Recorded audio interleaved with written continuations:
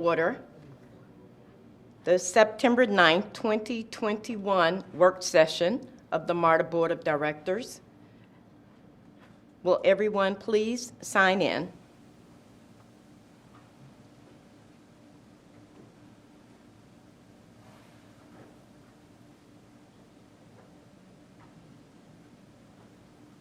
Thank you. At this time, may I have a motion for the approval of the minutes of the August 12th, 2021 work session? I move to approve. Thank you. Second, Durrett. Thank you. Let us vote at this time.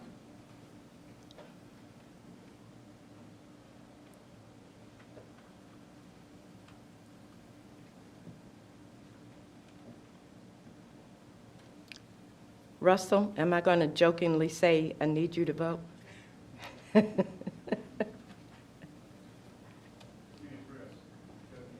I know, it's a joke for Russell. Thank you so much.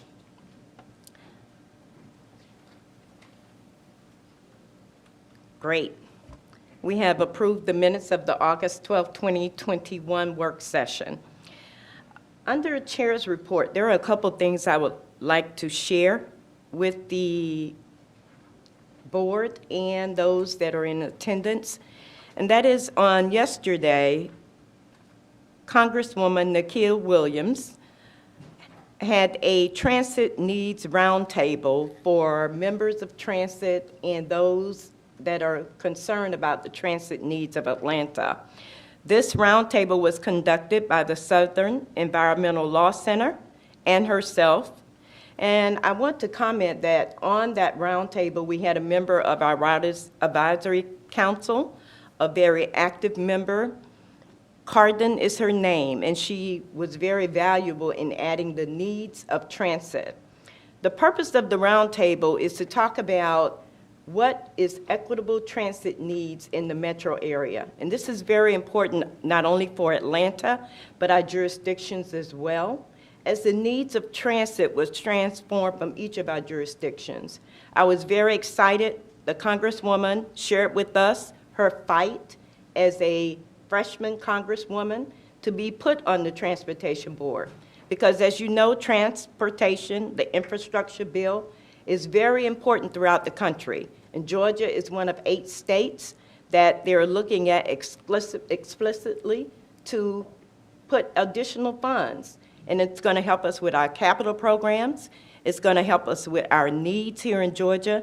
And I was also able to share with them MARTA's perspective on making sure, as we voted on the proposal by Chairman Pitts, that we invest in minority and DBE businesses with funds from the infrastructure bill.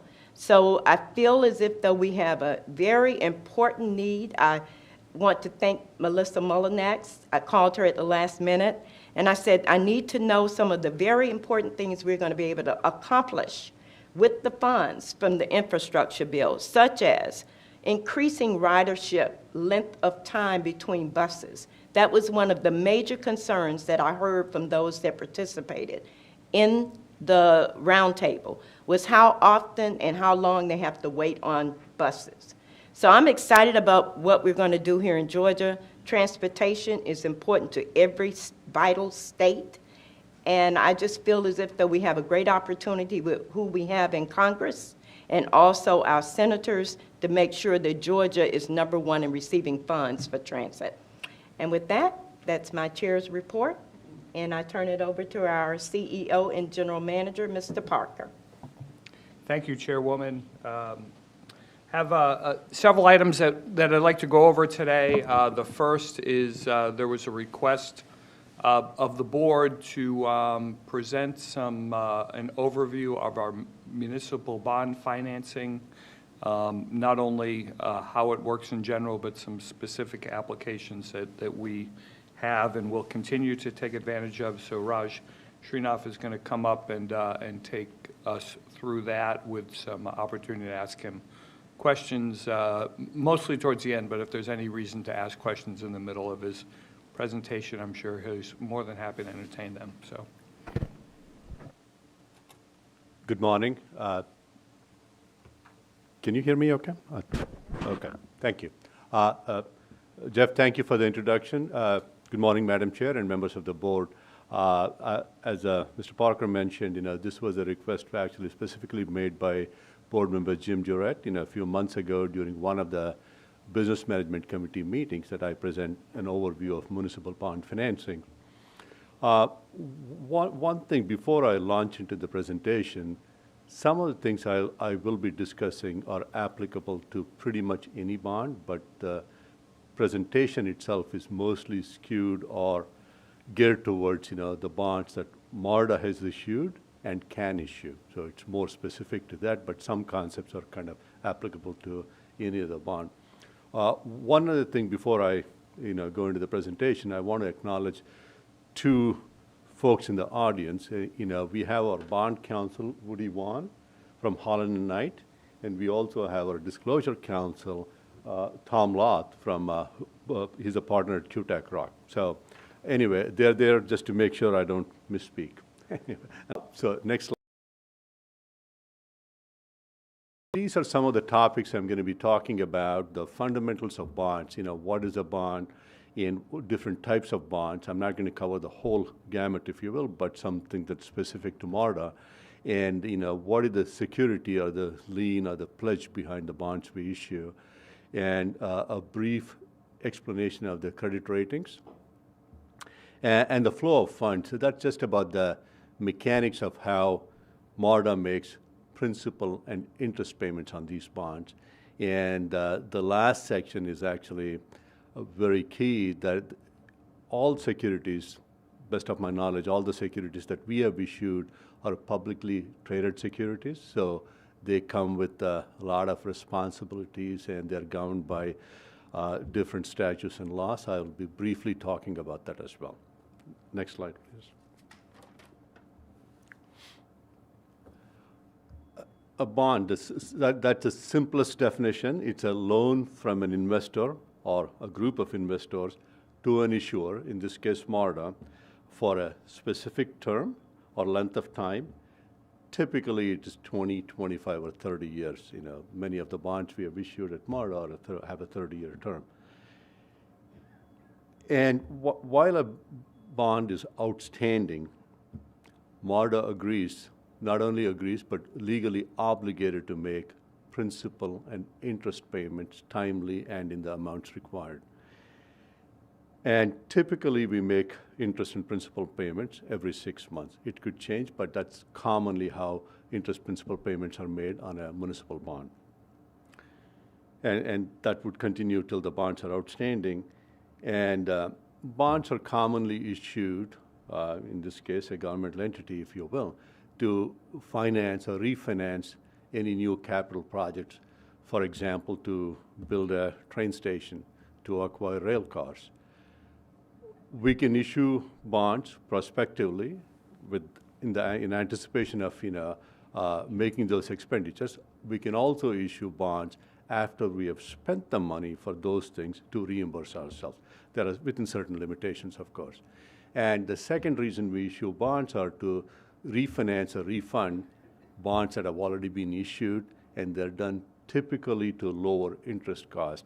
I mean, it's something like, refinancing your home when the interest rates go down, you refinance at a lower rate. So refinancing of bonds is something similar to that. Next slide, please. And again, if you look at the last bullet, MARTA can issue both taxable and tax-exempt bonds, but we typically issue tax-exempt bonds because they're cheaper. Interest rates are cheaper, which means it costs us less, and we are able to issue tax-exempt bonds. And again, within certain, tax law guidelines or boundaries, if you will, the interest paid that MARTA pays to an investor on these bonds are exempt from federal income taxes. They're also exempt from Georgia state personal income tax. Next slide, please. And based on the type of security feature, there are two common types of municipal bonds.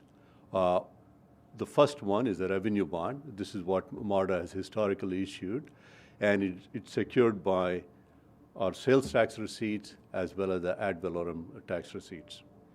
And again, as I mentioned earlier, these are issued to finance specific projects or to reimburse ourselves for any expenditures we have done in furthering these projects. And the second bullet, if you will, they are secured solely by the pledged sales tax and title ad valorem tax and motor vehicle revenues. In other words, no other revenue of MARTA is pledged to service these bonds. Our fare box revenue or any other revenue is not pledged. It's only a sales tax and the ad valorem taxes. And bonds that share the same lien. In other words, let's say we have issued some bonds in 2014, and the sales tax and the ad valorem taxes are pledged as security for those bonds. Then we issue another series of bonds in 2019. They also share the same security of the pledged revenues. That's why they're called parity lien. In other words, they both, 2014 and 2019, in this example, they both have the same rights under the bond indenture. So you cannot, one cannot be given a more favorable treatment when making debt service payments to the detriment of the other. They share the same lien. Yes, we can also issue subordinate lien bonds. I had briefly talked about it, I believe, in the July board meeting when we sought approval from the board to release an RFP for a short-term financing or commercial paper. And I said at that point, to the extent feasible, we'll try and get proposals for a subordinate lien. I'm pleased to announce we've received some excellent proposals, some of which I'll touch on later in the presentation. And I will also go over the reasons why we want to do that later in the presentation. But thus far, everything we have issued are on parity lien. And the second one, it's a general obligation bond. MARTA cannot issue that, but however, cities, counties, and states that have taxing power can issue that, and they typically do. Just to state kind of obvious, in a general obligation, all sources of revenues are pledged, as opposed to in a revenue bond, it's a specific source of revenue. Next slide, please. And depending on the purpose for which the bonds are issued, again, they can be classified into new money bonds or refunding bonds. New money bonds, as they're called in the industry, they're tax exempt because that's what we have done historically, are issued to finance capital projects or to reimburse for expenditures incurred on capital projects. That's why it's called new money, whereas a refunding bond is to refinance or refund bonds that have been previously issued for the same purpose then. And the tax guidelines are the same for both refunding as well as the new money bonds. And there are only two I have mentioned. There are a few others too, but the tax exemption is because, and it comes with a few strings. Number one, the bond proceeds can only be used for public purposes and for governmental purposes, not for private purposes. That's the reason under the tax code, the interest is exempt from any income taxes. The second one, kind of, if I could simplify that, let's say we are investing in a 15-year asset, let's say a bus, useful life of a bus is 15 years. We cannot issue bonds with a term or a final maturity of, let's say, 20 or 25 years, because that exceeds the 120% of the useful life. So 120% of 15 is 18. So we can issue bonds up to 18. So that's one example. But here, usually we issue bonds not to finance one specific asset. It's a basket of assets, if you will. Some may have a 10-year useful life, some may have a 50. That's why it's called the weighted average. If you take the weighted average of all of those assets, and the life of the bonds cannot exceed 120% of that. Refunding bonds I've already talked about. We do that typically to lower interest cost on a bond that's already outstanding. Next one, please. Next slide, please. MARTA can issue either fixed rate or variable rate bonds. In other words, when you issue bonds, you can fix the interest rates or you can issue bonds with what is called a floating or a variable interest rate. Usually the interest rate then fluctuates, usually not always, based on a certain index, or spread to a certain index, whether it's LIBOR or SIFMA, so it varies. The spread remains the same, but the underlying index can change. That's a variable rate bond. But again, we have issued more fixed rate bonds than we have issued variable rate bonds. Although the policy permits up to 20% of our debt portfolio in variable rate bonds, we have only issued about 6%, actually it's a tad less than 6% on variable rate bonds. And the 20% is also industry best practices, if you will, and our policy is based on that. Next slide. Interim or short-term borrowings, at the July board meeting, I did discuss this. This is the RFP I mentioned earlier. We went through an RFP process. We received some really excellent proposals on this, and we have an agreement in concept with one of the financial institutions. In fact, we did that yesterday, and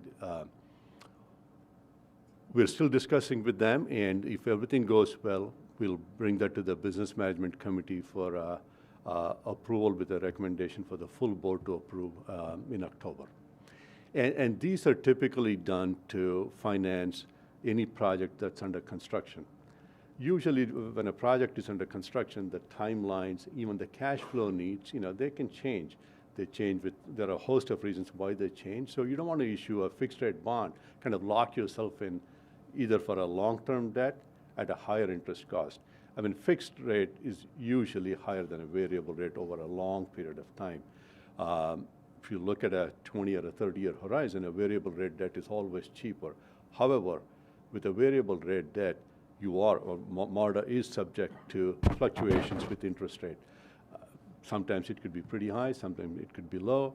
There is no what is called a budget certainty. That's why most municipalities tend to be somewhat conservative, issue more fixed rate than variable rate debt, but it's always good to have a portion of your portfolio in variable rate because they're cheaper. There's no question about that in the long run. Next slide, please. Just want to spend a minute or two on this, not too much, because over the next couple of months, I will be discussing what are called ESG bonds in depth.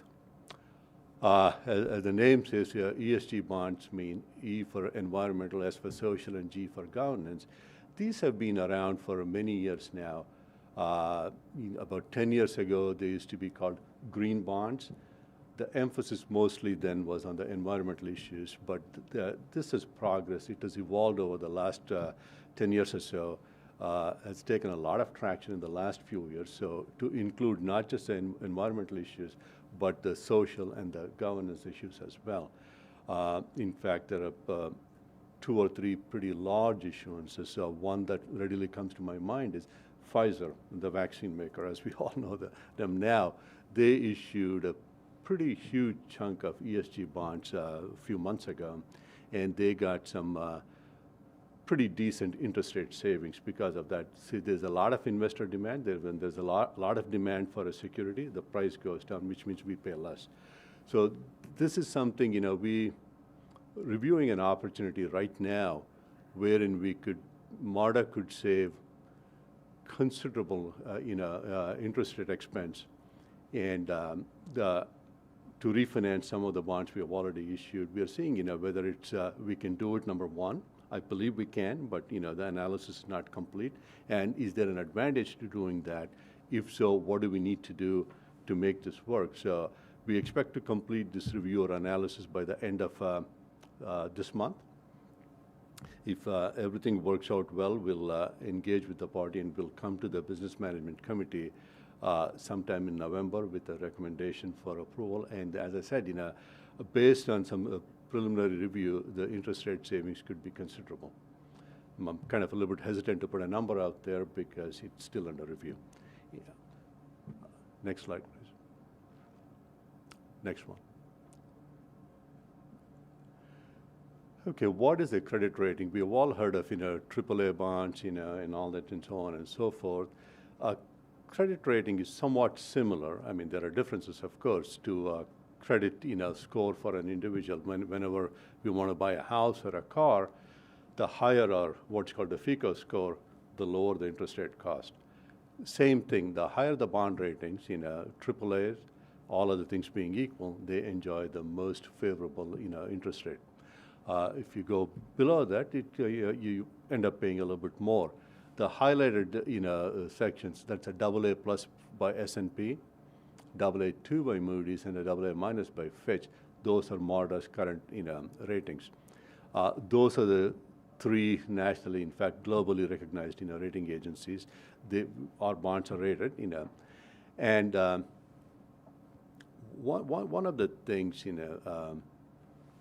as you can see there, Standard & Poor's or S&P has rated us at AA plus, which is a notch above what Moody's has rated, and that's a thing, not uncommon, but usually those ratings are all on the same level. But this is something I've talked to Moody's, and I've told them, I will be coming back to them over the next few months to get an upgrade. They haven't said no. They haven't said yes either. So a couple of things we are doing in this regard. How do we get an upgrade? So the subordinate lien, which I talked about on the commercial paper program, that really helps. Again, all of the things being equal, the more debt you incur, since they're all parity debt, it is to the detriment of the rating. So you want to make sure you preserve at the very minimum the ratings you have, and goal here is to get an upgrade. So by trying to issue some portion of our debt on a subordinate basis, as long as it's cost effective, I believe it is, and the ESG bond, which I talked about, that again goes to that these are the two concrete steps we're taking to try and get a ratings upgrade. And I'm reasonably hopeful we can achieve it. Again, we'll see how those things go. This is a long process. The conversation I've just begun with the rating agencies. It's going to take a few more months before they're going to say A or nay on that, and I'll definitely keep the board posted on that. Next slide, please. Next one. This is about the flow of funds, or the mechanics of how the principal and interest payments from MARTA go to the investors. There is a term or a phrase here on the third bullet, what's called the trustee intercept. Let me focus on that. If you look at the flow chart on the right, all of the revenues, the sales tax revenues from the city of Atlanta and the 3 counties, and the title ad valorem taxes from the 3 counties, they all flow directly to the trustee. That's called a trustee intercept. And the trustee makes the payments to the bondholders first. Then the remaining money comes to us. So that's the security for the bond. That's how our bond indenture is structured. In a subordinate lien, this is all senior lien, that's what we have right now. That's what, in a subordinate lien, the trustee makes sure all the senior lien, which is what we have currently, the debt service on those are satisfied, and to the extent anything is remaining, will go to satisfy the debt service on the subordinate debt. Then the remaining money comes to MARTA. So that's the mechanics of how it works. I think it's important to know that what is pledged and how it's paid and what we receive. Next slide, please. Next one. As I said, all of the securities we have issued thus far, maybe there are 1 or 2 exceptions that I'm not aware of, are publicly traded securities. So with that comes, all the municipal securities are exempt from SEC or Securities Exchange Commission registration. They're all governed by the same Securities Acts of 1933 and 34, and subject to many of the anti-fraud provisions that are in those 2 acts. And this is important for definitely the board members and some of the key officials. Yours truly included in that. We should definitely be cognizant of these because any violation of that could come with some serious implications. Next slide. So any of the statements we make to investors or potential investors, or even statements to the public generally, is likely to be heard and relied upon the securities market and are subject to regulation by the SEC under the two key anti-fraud provisions there, which is the Section 17A of the Securities Act of 33 and the Rule 10b-5. I'll talk a little bit more about Rule 10b-5 on the next slide, which is part of the Securities Exchange Act of 1934.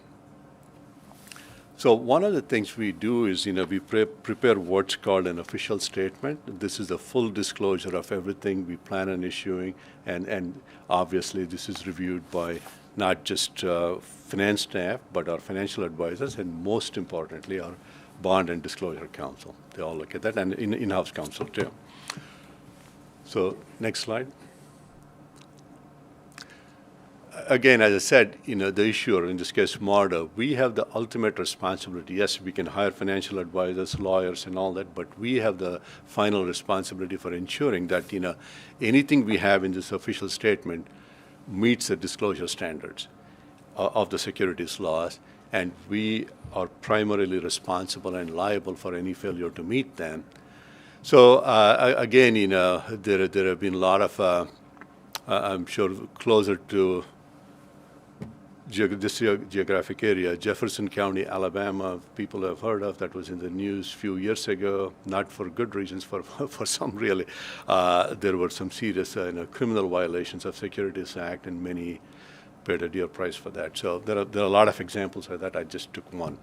So again, we go through this with a lot of diligence in-house, as well as with the help of outside counsels and financial advisors.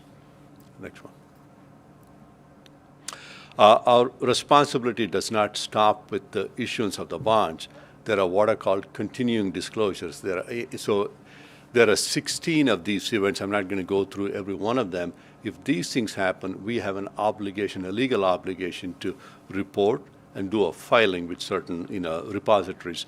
There is an agency called EMA, which is the Electronic Municipal Market Association or Advisory Board. We do an electronic filing with them. We also send the information to the trustee, which gets disseminated to the bondholders. And I'm just going to focus on one or two. The top one, there's a reason why it's at the top. That's the principal and the interest payment delinquency. In case we miss principal and interest payments on one of our bonds, that's absolutely a reportable event. And there are a few others, such as bankruptcy, so on and so forth, rating changes. There are 16 of them. Next slide. This is just a continuation of the previous one. If you go to the next one. Again, at the risk of being, repeating myself, we have to comply with these laws. We have to take a lot of, care and diligence in preparing the official statement, because the consequences of not doing so are not that pleasant. Next one. Let me stop here, and that kind of concludes my presentation. I'll be happy to take any questions. Thank you, Raj. Chairwoman, do you see if there are any questions for Raj? Are there any questions for Rod? Mr. Durrett? Raj, there is a movement afoot in my part of Atlanta where some folks wish to carve Buckhead out of the city of Atlanta. And I would like to, at some point in the near future, understand what risk there might be from to the More MARTA program, where the city of Atlanta has pledged additional taxes to go toward MARTA. And if Buckhead is carved out of Atlanta, what does that mean, or might it mean? And what might that mean for MARTA's credit rating, as it would impact the cost of bond financing? Now, that's a good question. I'm not going to answer the legal aspects of that. Those will be disclosed in the next official statement. That's one. Purely from a commercial or a financial standpoint, let me say this. As long as, regardless of what happens with that pending or the looming action, as long as the sales tax receipts we are getting today and the ad valorem taxes we are getting today are not impaired or negatively impacted with that action, from a financial and commercial standpoint, at least in the short term, there should not be any ratings implication. However, long term is a very different issue. Lots of things can happen, but in the short term, there shouldn't be. That's purely from I'm not discussing the legal issues, surrounding legal issues, which will be discussed in the next official statement we issue. So that's kind of my take on that. All right, thank you. Just let me add, we've had some internal discussions with Liz about that very question, and I think we should probably follow up, with you and the other board members directly, so. Thank you. Just one other thing, let me ask if our bond counsel or disclosure counsel would like to add anything to that, or? I would just say that, well, make sure I don't say anything to get myself in trouble with a lot of other people in Atlanta, but whenever an area tries to divest itself of a larger city, the legal ramifications of that are extremely extensive. And you can imagine the general obligation bonds the cities issued that are secured by the property taxes and have those property taxes spun off. So there are a ton of legal issues. Thank you all. He's a wise man. Thank you, Mr. Durrett. Mr. Floyd? Just a few basic understanding type questions. What is MARTA limit on the amount of bonds MARTA can issue? What are they limited by? One limitation is what's called the additional bonds test. In other words, we cannot issue.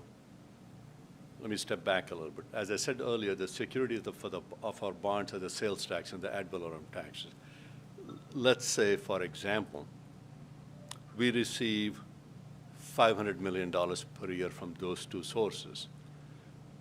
Then we cannot issue debt where the debt service exceeds $250 million per year. In other words, we need to have what's called a 2 times coverage. And we are way below that. Our coverage is 4 times approximately right now. Okay, thank you. These ESG bonds, are they revenue or general obligation bonds? Revenue bonds, they're all revenue bonds. They're all revenue bonds. Yeah, we cannot issue, in MARTA's case, it could be either or in somebody else's thing, but for MARTA, we can only issue revenue bonds. Okay, so, and I'm curious about revenue bonds because they're designated a particular source of revenue. Mm-hmm. Does in general obligation bonds, I see the statement full faith and credit, but I don't see that in revenue bonds. Is there a difference? Are revenue bonds, is MARTA full faith and credit? What if the revenues don't meet the payments?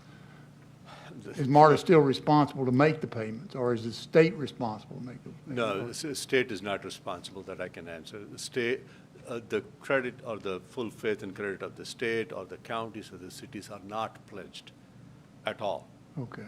The sole recourse is those two revenue sources, sales taxes and the ad valorem taxes. Those are the sole recourse for the investors. However, taking that aside, if, let's say, those revenues fall short, would MARTA make payment using other sources of revenue? From a practical standpoint, subject to further review and board approval, the answer would be yes, because you don't want to default on those. But if you're talking about a legal obligation, it stops at those two sources of revenues. Okay, and if I understood you right, the DeKalb County, Fulton County, the City of Atlanta, Clayton County now have no obligation No, to pay these bonds if in fact MARTA were to default on them. that is correct. Okay. Thank you. Yeah, Madam Chair, I have a question. So, and I know that this information is in the financials. So approximately how much bond debt are we carrying right now for what we're doing now for the projects that we have? Right now, we have approximately $2 billion of bonds outstanding. Okay. And I understand that $2 billion is kind of a rolling, isn't it? So when something, like you said, if a bond, we find something that's a little bit more favorable in the marketplace, we may refinance the bonds in order to pay less for carrying that amount of debt. Is that correct?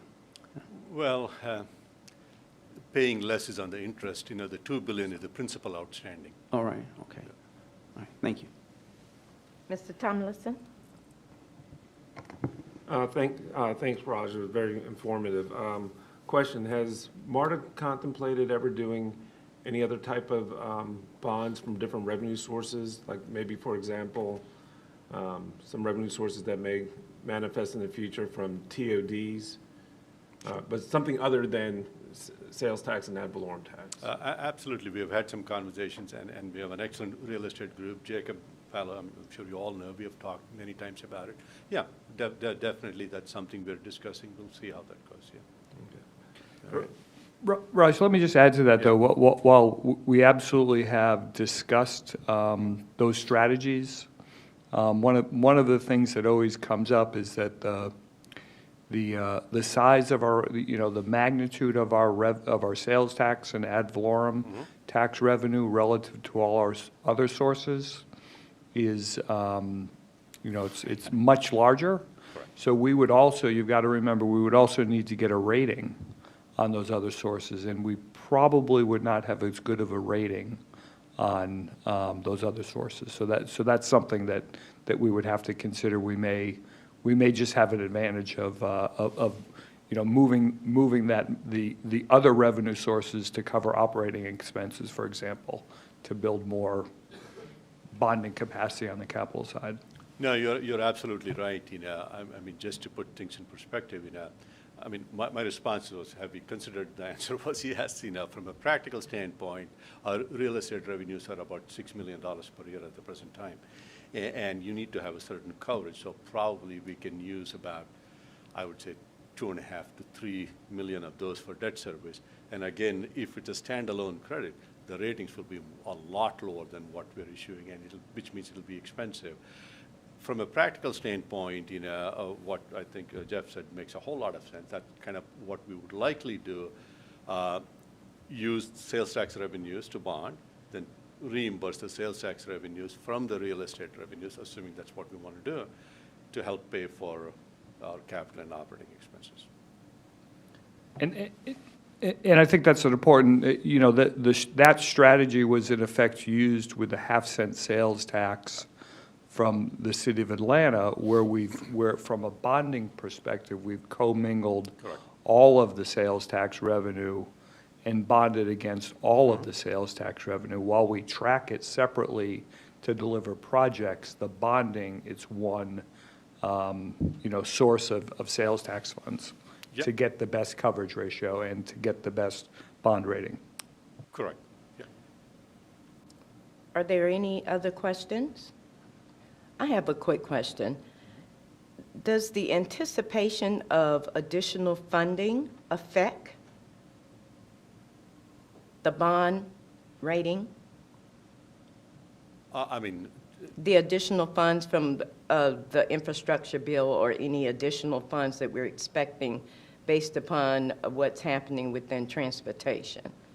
I mean, it certainly is good news. So any good news will definitely help the ratings. Definitely, it's not going to harm the ratings. The couple of things I mentioned, along with that, if that were to happen, all would strengthen our case in trying to get a ratings upgrade. Yeah. Thank you. Any additional questions? Mr. Parker? Thank you, Raj. Thank you. I'd like to continue and give a very brief update on the federal transportation funding. So if you could go to the presentation. Just a few slides here. This is an overview of the transit funding that are included in a variety of bills that have passed, and just to give a sort of sense of the magnitude of the program. You can see here. So we have, a variety of actions of both the House and the Senate have taken place, although we don't have a final bill yet. This is just giving you a sense of the order of magnitude of some of these numbers. If you go to the next slide. Some key components of the Senate bill in particular, because that's recently passed, which I think are worth talking about and sharing with you because these are elements that have the biggest impact on MARTA as an agency. One of those is our formula funds that comes through the FTA to the ATL as the designated recipient, and then shared through a formula. We see a significant increase as the formulas, the total amount of money going into the formula will grow. The formula is not changing, so we see about a 30% increase in this formula. So that's about a 30-some million dollar increase in what we would anticipate receiving on an annual basis. That money is largely used for planning and capital projects, some on the operating side, but largely planning and capital, so we're excited about that.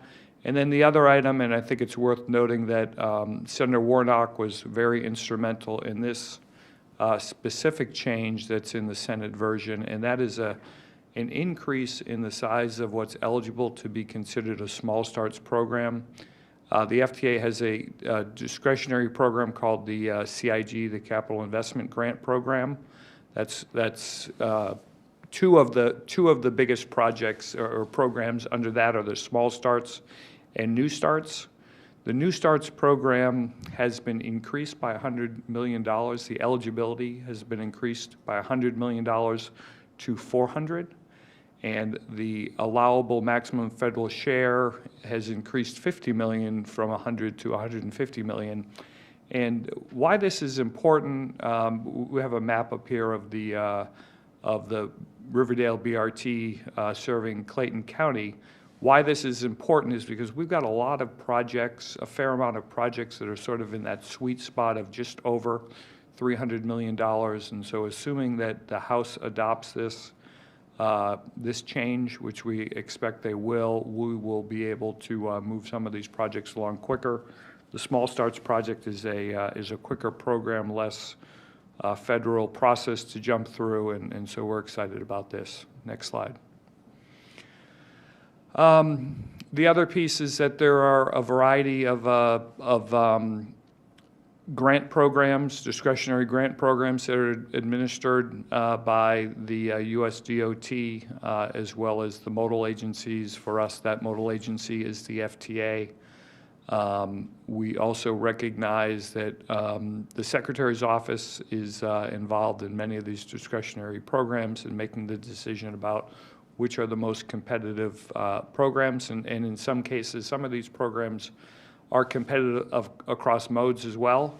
So, we're excited to see both an increase in the number of programs and the dollars that will be available to compete for over a number of years. So we're excited about that. Next slide. And an important piece of the puzzle here is advocacy by our House and Senate delegation. Chairwoman mentioned our Congresswoman from the 5th District, as we can see her there, along with our Senator. We clearly have a delegation focused on transportation. I will share with you that received a completely unsolicited email from our partner at APTA, who runs the federal kind of advocacy program, and he shared with me that he was really appreciative and excited about the work that the Georgia delegation is doing to advance transit across the country. So I think that we need to continue to recognize and share with them our appreciation for all the support that our Georgia delegation has, focusing around the funding of transit and the transit program and transportation in general. Next slide. And so, as I had said, the Senate has passed the INVEST Act. We are, as we hear on the news an awful lot, the Senate is working through sort of the balancing of the two programs that are put in front of us. They have committed to voting on, scheduling the vote at the end of this month for the Senate version of the reauthorization program, and that's the program that ultimately will fund all of all of the surface transportation programs like we would receive here at MARTA, or Georgia TOD would be receiving. So we're excited that at least we have something on the calendar to vote on, for the House to vote on, so looking forward to advancing that. That is really the key step in front of us to getting, finally getting a reauthorization of our surface transportation bill. So next slide. And that's it. Maybe some questions that folks have about the federal funding, but I think we're in a very, very positive place, and you know, we have a lot of appreciation for our Georgia delegation, their commitment to both MARTA and transit in general, both locally and on a national level. And so we'll keep you up to date on where the progress of Congress is. So that concludes the report on the federal program. If there are any questions, I do have two more issues that I want to share, but any questions on that? All right. Moving along, the very, very briefly, I do want to just mention that in your packages, we will have a resolution around a vaccination policy and seeking the endorsement of the MARTA board around both a vaccination program as well as a testing program for unvaccinated employees. And that will be presented at the full board meeting. And then finally, I won't, to save time, I won't go through it. It is on the agenda.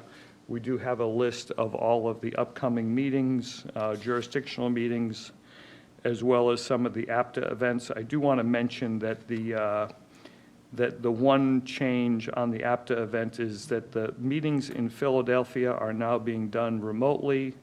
And currently, the event in November in Orlando is still scheduled to be in person. So with that, Madam Chair, that concludes my General Manager's report. Are there any clarifying questions for Mr. Parker? Hearing none at this time, may I have a motion to go into executive session? I move to go into executive session for purposes of For the purposes of personnel personnel and real estate matters. and real estate matters. Second, Pond. Is there a second? Thank you. Let us vote. Raise of hands. At this time, we'll go into executive session.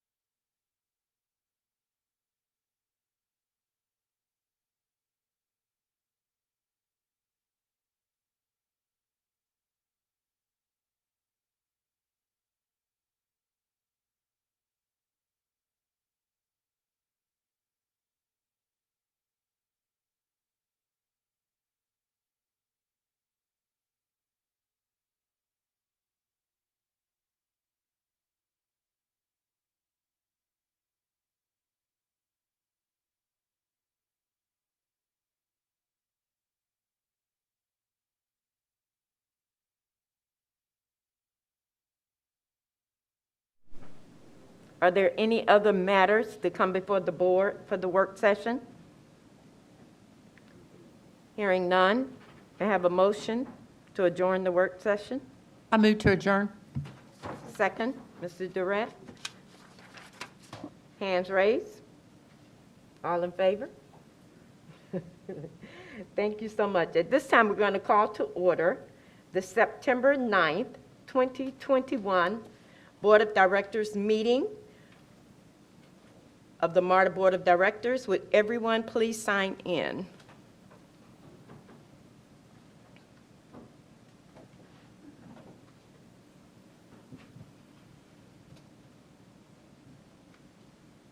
Thank you so much. Mr. Floyd, you're confirming? Thank you. Are there any changes? Are there any changes to the agenda at this time? Hearing none. Let us open for public comments. Mr. Hunt? Madam Chair, we've had one public comment emailed in from Dr. Ed Williams. The board will receive a copy of the comments, and it'll be recorded in the minutes. Thank you. That was the only comment that you have? We had one emailed comment. I don't know if there's anybody present who has public comment. Right. At this time, we're going to hear from Michael Schoenfield.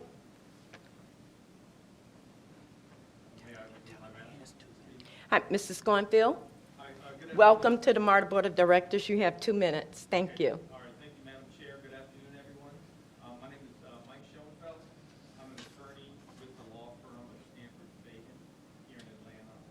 I'm here today on behalf of my client, the Transport Workers Union, also known as TWU. TWU is a labor organization that represents more than 150,000 transit workers and other transportation workers nationwide. TWU has received authorization from a class of MARTA employees to represent them at work for the purpose of collective bargaining. The MARTA employees that seek to be represented by TDU are not currently represented by any other labor organization.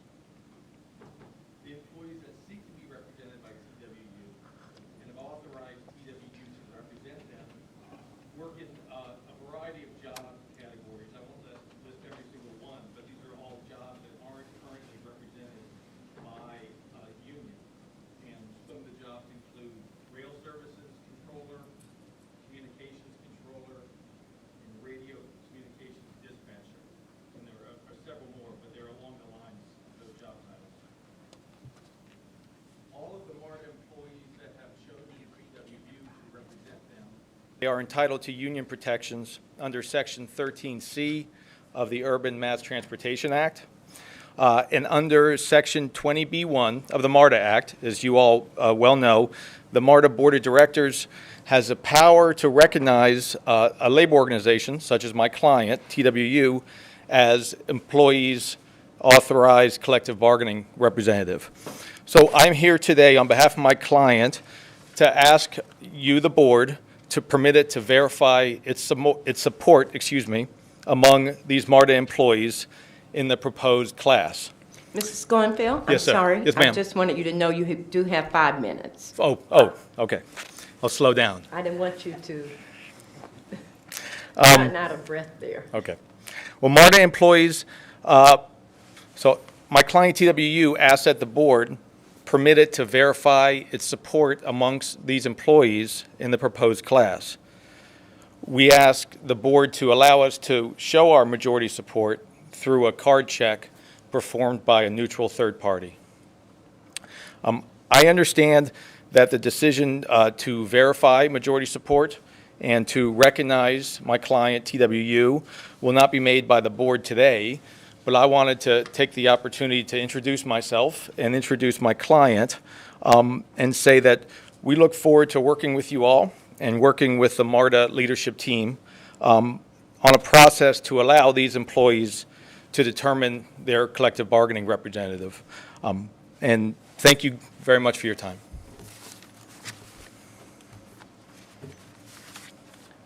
Thank you, Mrs. Schoenfield.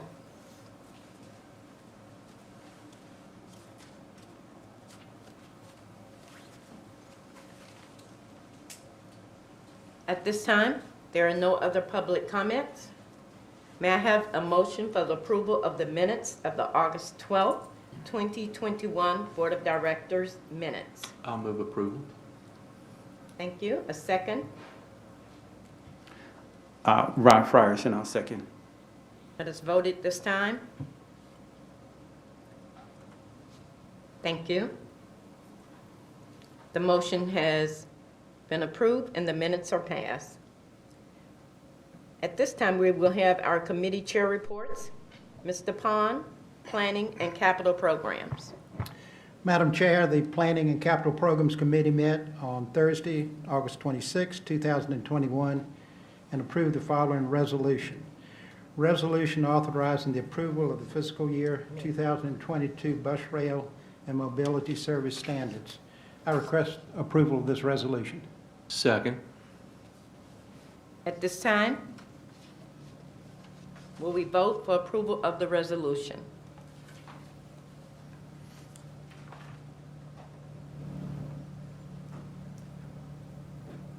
The resolution has passed. The committee received the following briefing: Infrastructure, Architecture, and Engineering Consulting Services.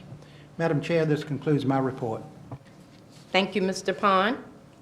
At this time, due to the absence of the chair of the Operations and Safety and the vice chair, Mr. Worthy and Ms. Abdul Salam, I will read the Operations and Safety Committee report.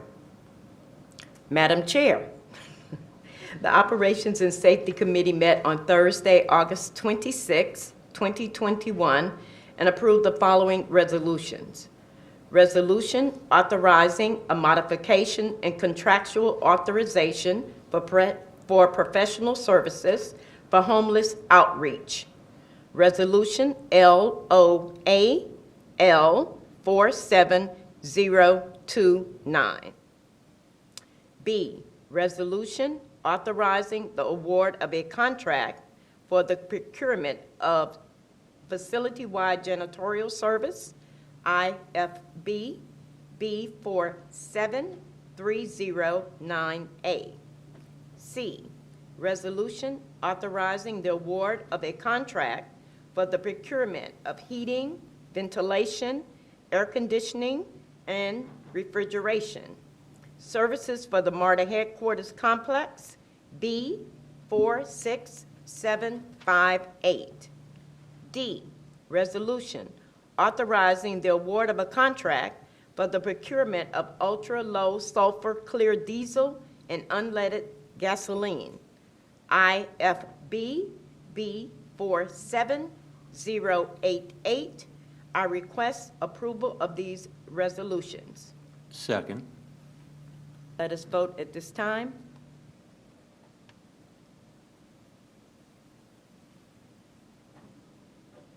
The resolutions have passed.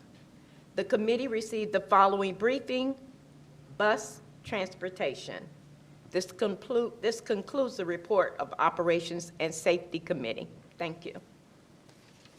We will move on to our next committee report, Business Management Committee. Mr. Frierson. Madam Chair, the Business Management Committee met on Thursday, August 26, 2021, and approved the following resolutions. A resolution authorizing the renewal of privacy and network security, cyber liability insurance coverage. Item B, a resolution authorizing a modification in the contractual authorizations for desktop equipment and deployment services, P38567-A. Item C, a resolution authorizing a modification in the contractual authorization for Microsoft Premier Support Services, RFP P42625. Item D, a resolution authorizing modification in the contractual authorization for the maintenance agreements of the Alto firewalls, RFP P46995. And item E, a resolution of the MARTA Board of Directors encouraging the deposit of a portion of funds received by MARTA through various pandemic relief acts and other funds with minority-owned financial institutions that meet the authority's investment policy guidelines. I request approval of these resolutions. Second. Let us vote at this time.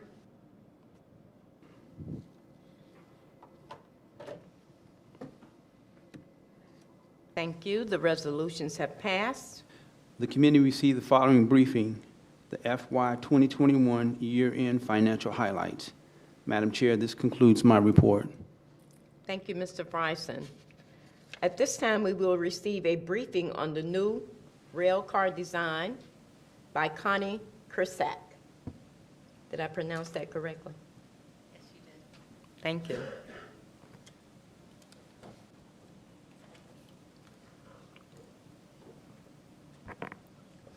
Good afternoon, Madam Chair, members of the board, Mr. Parker. My name is Connie Krisak, and I am the Senior Director of the Vehicle Procurement Contract for MARTA. I'd like today to present to you some concepts for the branding of the new CQ400 Stadler vehicle. There are various graphic designs, and Sunday Afternoon is the firm that was contracted through Stadler by MARTA to come up with several branding design ideas. They have been working with MARTA personnel from various departments since about April of this year, and coming with the concepts that I'm about to show you. You will see 4 concepts, and each of them will have 2 sub-concepts. One of the things that the committee came up with was very clear that the MARTA corporate colors were very important in the branding of the vehicle. And so you'll see these colors throughout each of the schemes.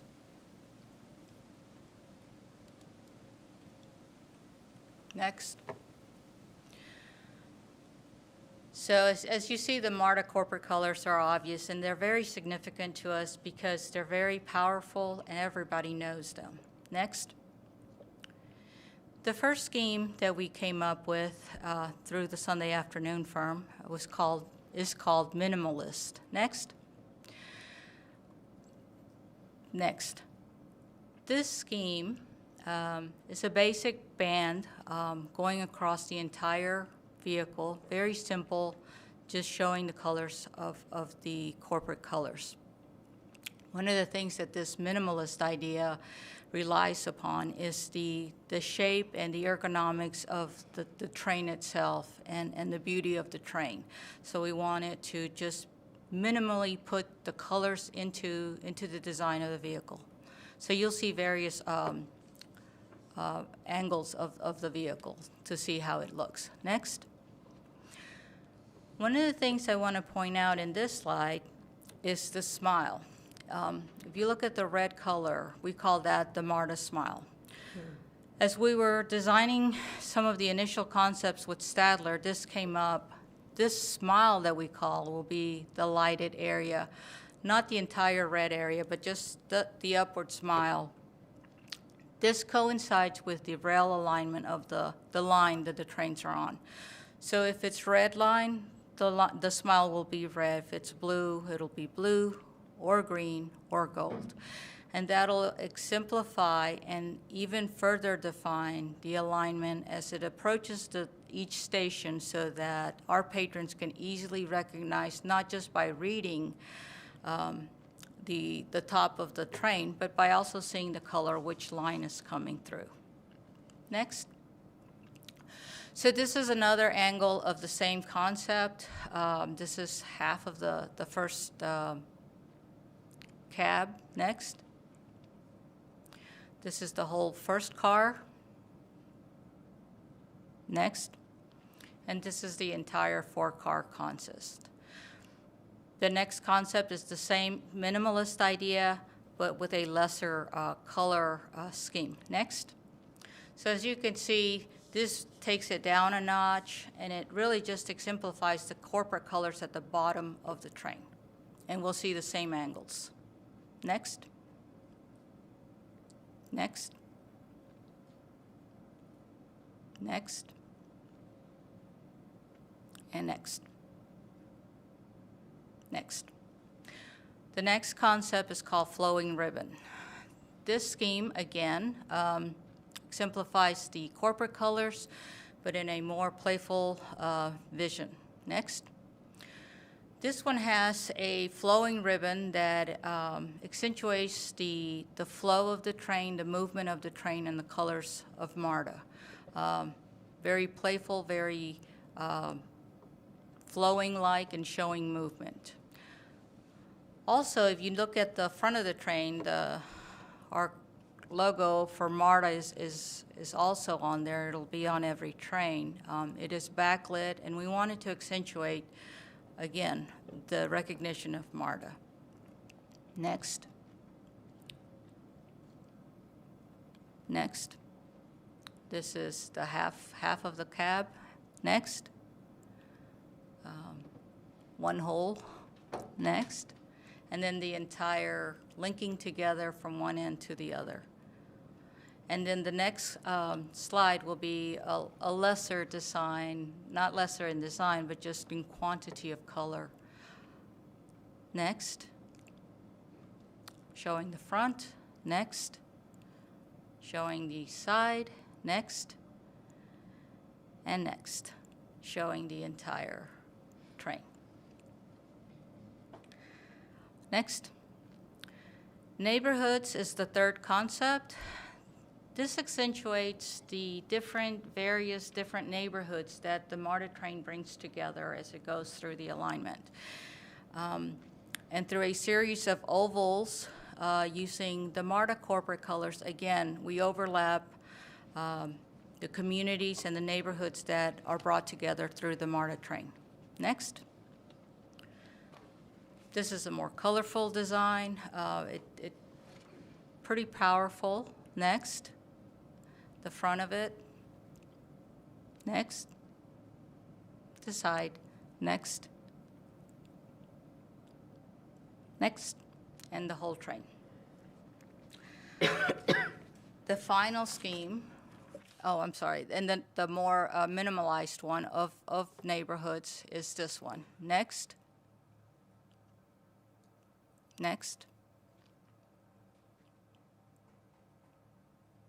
And next. And you see the whole configuration of the train. The final and the fourth scheme is called tracks. This one was obvious. Without the tracks, the trains don't move, and we felt the importance of the visual overlap of tracks, again, bringing everyone together, all the patrons and all the neighborhoods. Next. This is a very colorful scheme again, showing the overlap of the tracks. Next, the front, the side. Next, and the whole train. And the next is a more minimalized version, just showing the actual tracks overlapping throughout the vehicle. Next. Next. Next. Next. And the whole train. And now you see all of the different options, the minimalist, the flowing ribbon, the neighborhoods, the tracks with options A and B. And then I'll just show you each individual one more time. Next. Next. Next. And next. So today is a great day because today we go out to the public and through the Q Market platform, we will ask all the patrons, the public, and everyone that's willing, again, to cast their votes and to give us input on the design of their vehicle.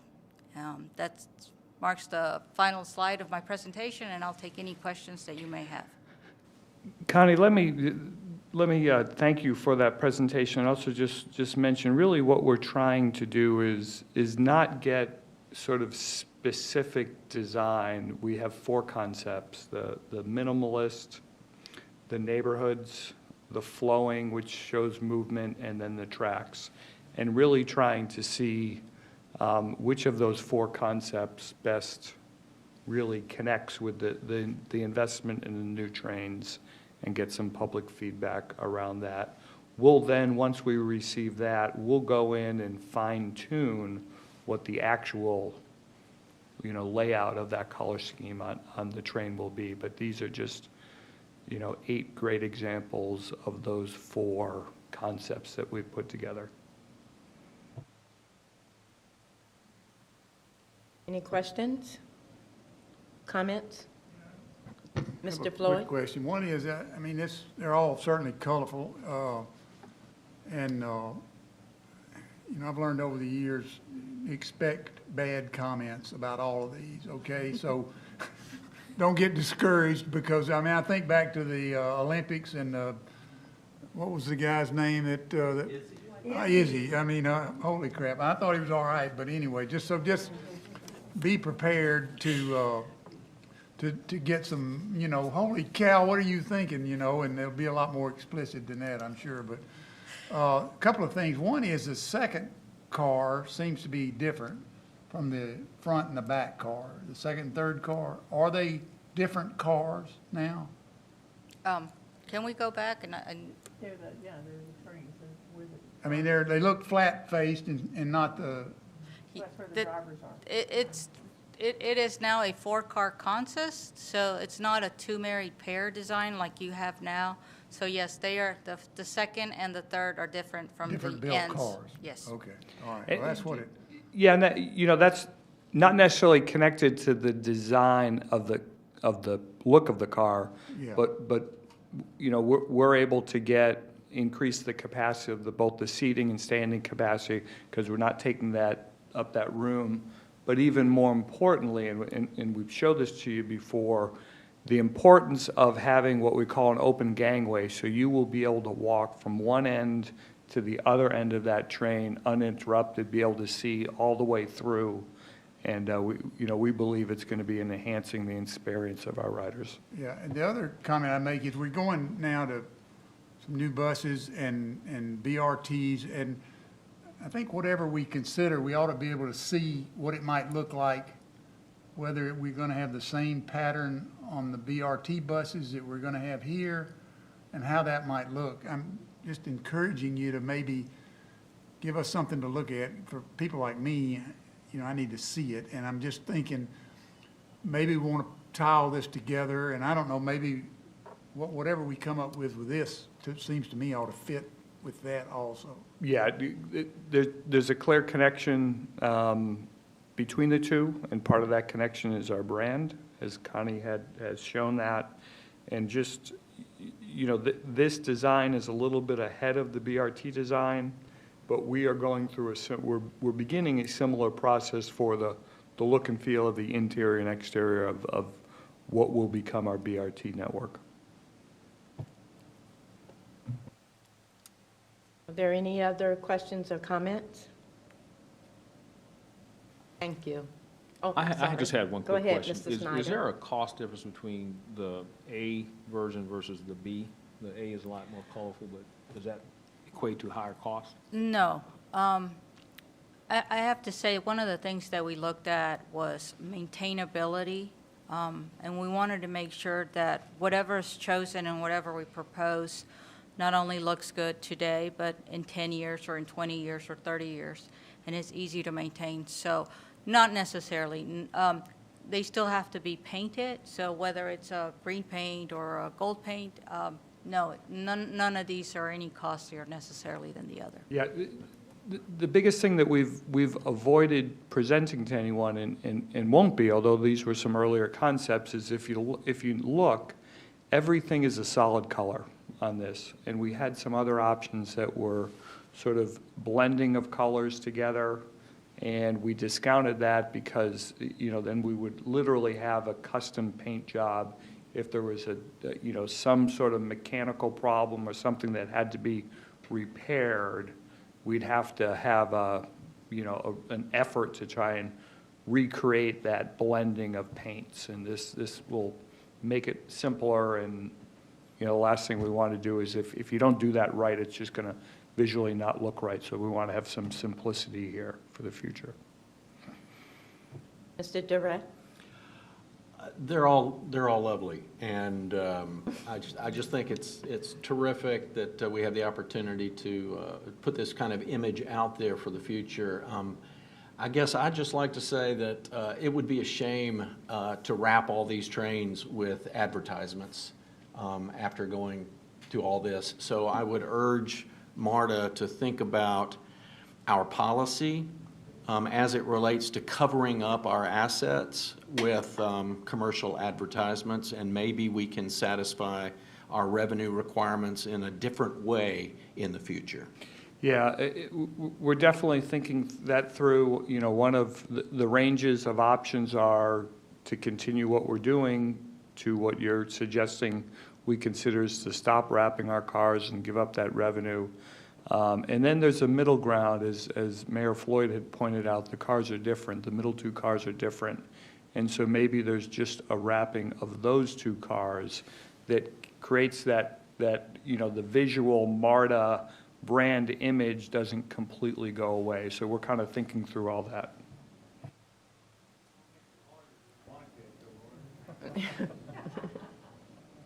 Thank you. Are there any other comments or questions? Mr. Tomlinson? Just going back to one thing Connie said, like on the minimalist or any of the ones that don't have a lot of paint, is the rest of the cars, is the silver the natural color of the metal, or is the whole thing? It's aluminum. It's aluminum. Aluminum finish. It'll. Yeah, and that hasn't yet been decided. It could be the aluminum finish, or it could just be a gray finish. Yeah. Yeah. I agree. I think a lot of them look really interesting, and one of the things I would say with the aluminum finish is that opportunity to have, I guess, less maintenance there, since it's the natural color, and it's just a question of trying to hide the dings and dents. But yeah, I think there's a lot of interesting choices. It'll be interesting to hear the feedback.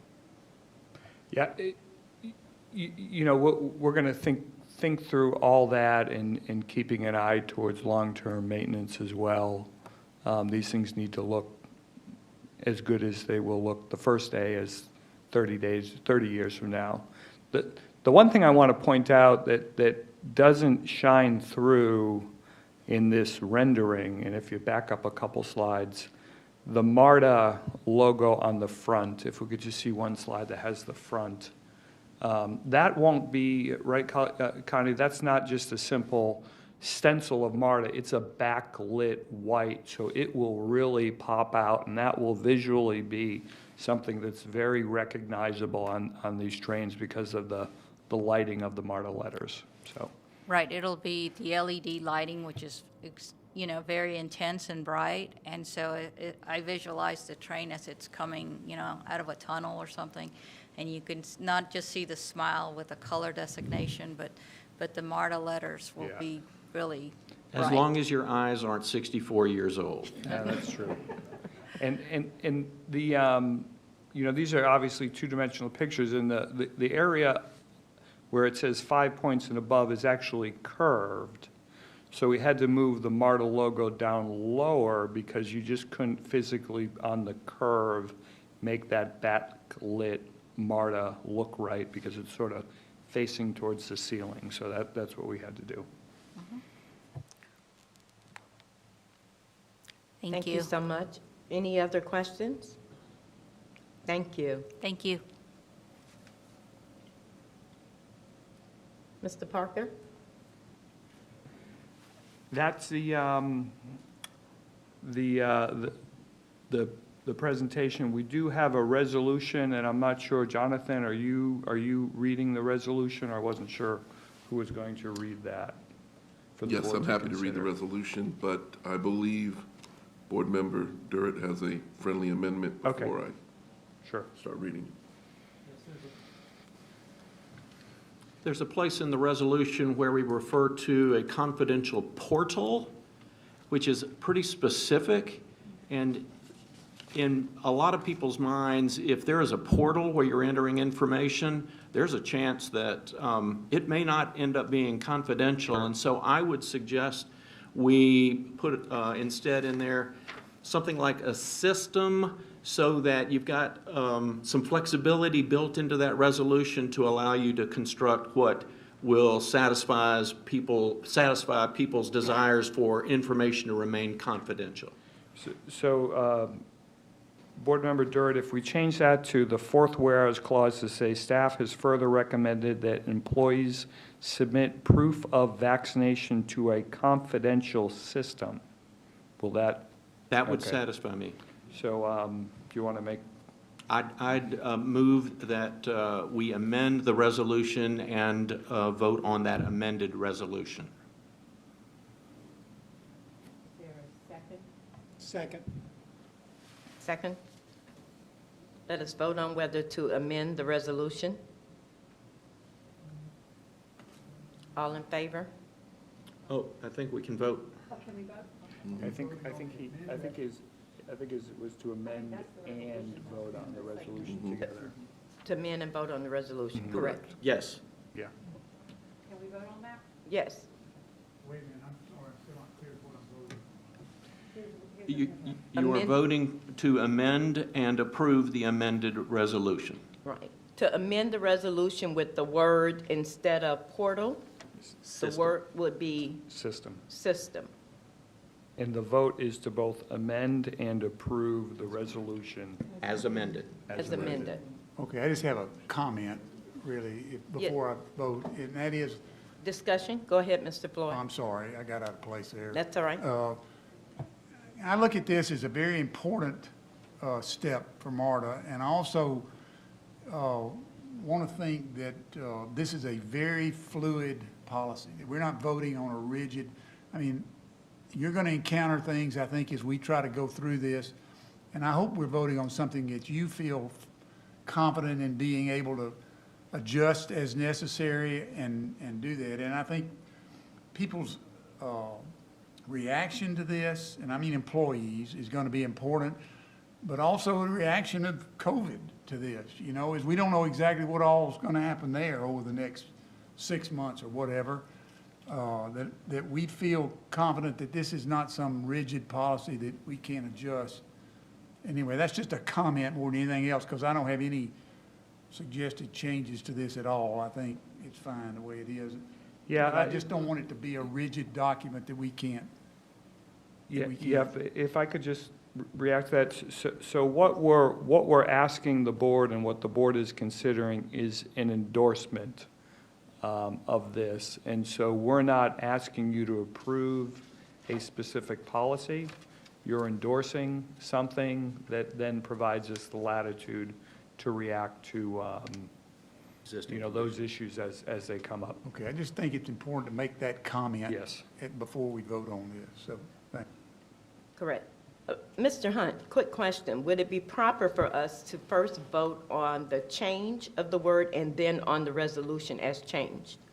That's correct. Yes, that's what I thought. So what we need to vote on first is the proposed change to the resolution, meaning that instead of the word portal, we're going to use the word system. So at this time, let us vote on that proposed change.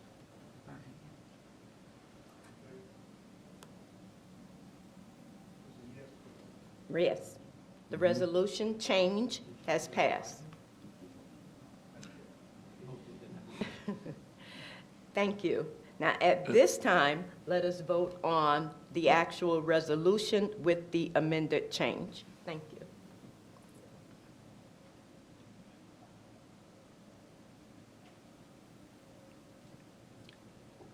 The resolution has passed. Thank you.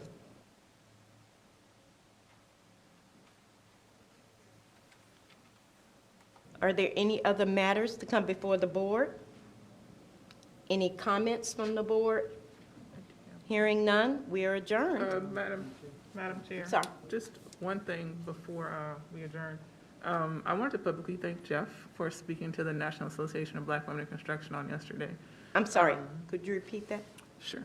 I wanted to thank Jeff for speaking to the National Association of Black Women in Construction on yesterday.